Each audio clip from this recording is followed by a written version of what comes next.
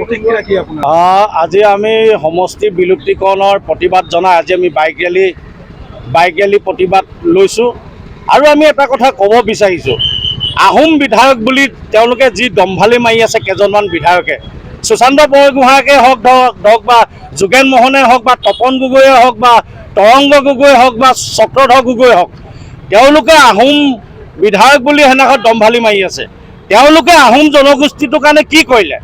আজি হিমন্ত বিশ্ব শৰ্মা ভৰিত ধৰি তেওঁলোকে আহোম নেতৃত্ব লৈছে। ইয়াতকৈ লজ্জাজনক কথা নাই। আৰু তেওঁলোকে এটা কথা কৈ আছে, সেইদিনা পবিত্ৰ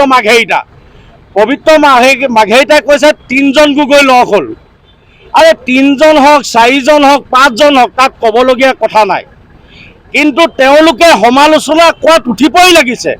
মই পবিত্ৰ মাঘেৰিটাক ক'ব বিচাৰিছোঁ যে তেওঁ কোন আহোম?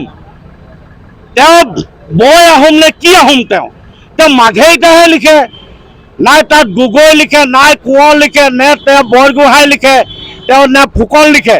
তেওঁ মাঘেৰিটা বুলি কৈ দম্ভালি মাৰি আছে পবিত্ৰ মাঘেৰিটাক।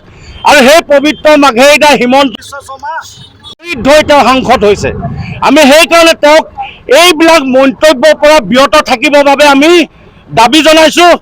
অন্যথাই উজনি অসম সমষ্টি সুৰক্ষা সমিতিয়ে ইয়াতকৈ গণতান্ত্ৰিক আন্দোলন কৰিবলৈ আমি বাধ্য হ'ম।